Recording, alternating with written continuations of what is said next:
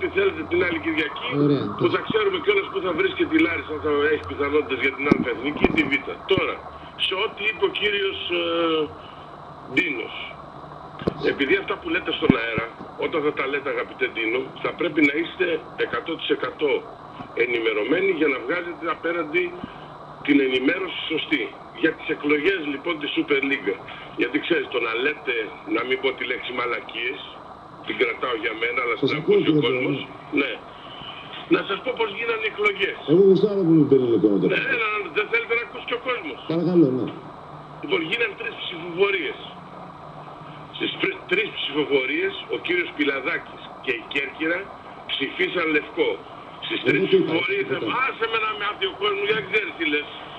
Στις 3 λοιπόν ψηφοφορίες, ψήφισε ο κύριος Πιλαδάκης και η Κέρκυρα, ο κύριος Λιπάτης, λευκό. Οι αντίπαλοι ήταν ο κύριος Κανελόπουλος, ο εκπρόσωπός μου, ο εκπρόσωπος της ομάδος μου, και τη μία ήταν ο Τσακίρης και του Πανιωνίου και την άλλη ο Σπανός. Και βγήκανε 6-6 και 2 λευκά, 7-7 και 2 λευκά. Δεν βγήκε νικητής.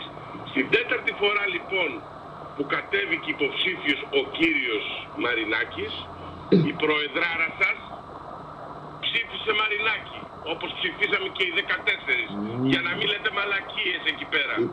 Και άκου τώρα τι σου λέω εγώ, η Λάρισα λοιπόν, αν δεν το ξέρεις μάτε το. Ναι. Και τέρμα, μην λέτε μαλακίες στον αέρα και θα τα ακούει ο κόσμος.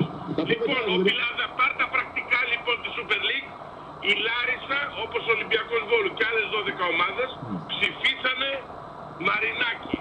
Τελείωσε. Τώρα αν ο Μπέος είναι σε κανονικό άρμα, άμα θέλετε ελάτε να σας πάω ένα ταξίδι πηδώντας μέχρι όπου γουστάρετε, γιατί ο Ολυμπιακός Βόλου είναι, όσο είμαι εγώ, ανεξάρτητος και μπορεί να πηγαίνει ταξίδια έτσι πηδώντας όποιους γουστάρουμε. Και πάνω απ' όλα εσάς. Θα τα πούμε όμως την άλλη Κυριακή. Γεια σας. Πάνω απ' όλα εμάς, σας περιμένουμε.